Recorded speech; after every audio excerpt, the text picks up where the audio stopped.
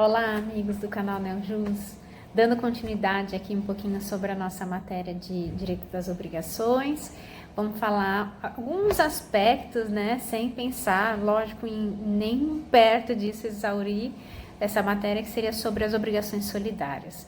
Eu acho que essa é uma das mais importantes, eu acho que é de extrema relevância, né, o profissional, o advogado, ele ter bastante conhecimento sobre essa obrigação, essa forma de obrigação, porque a gente se depara inúmeras vezes com isso no nosso dia a dia, e principalmente quando a gente está falando de uma obrigação solidária passiva, né? Quando a gente está falando de mais de um devedor ali, né, obrigado sobre aquela prestação.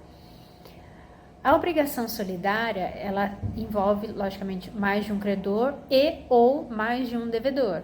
Então, não necessariamente você precisa ter um credor e dois devedores. Você pode ter dois credores, dois devedores, um credor e três devedores, ou ao contrário, enfim. É importante só que num dos polos você tenha um ou mais componentes.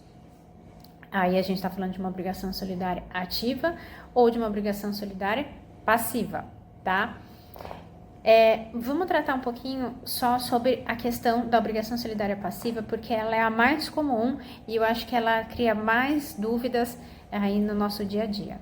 A obrigação solidária passiva, para o credor, ela tem característica chamada insólidum. O que significa isso? Para o credor, não importa quem irá pagar aquela dívida, se é o credor A, B, C, José, Maria, enfim. Ele quer receber a dívida, a totalidade da dívida. E considerando a solidariedade na obrigação, todos os 3, 4, 2, 10 que estiverem lá respondendo sobre a dívida como devedores, eles são obrigados a pagar a totalidade da dívida. Então, por exemplo, você tem uma dívida de 10 mil reais, José, que é devedor, ele responde por 10 mil reais. João, que é devedor naquela obrigação, ele responde por 10 mil reais. Maria, que é devedora daquela obrigação, e estiver no polo passivo também, obrigada solidariamente, ela responde por 10 mil reais.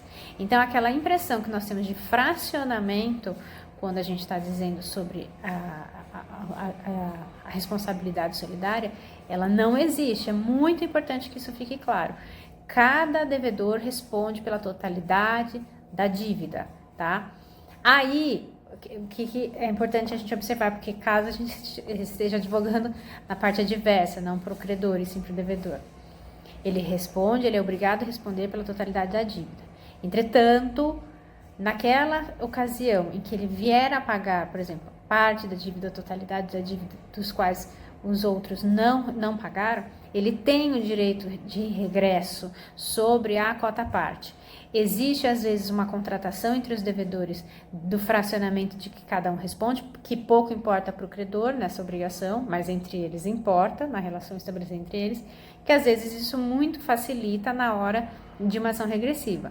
Agora, se eventualmente esse trato, esse documento não exista, é importante observar qual seria a cota-parte do seu cliente e aí, retirada essa cota-parte de responsabilização, ele cobraria dos demais componentes do polo passivo com ele, que respondia pela dívida com ele, do saldo residual, que ele eventualmente tenha pagado.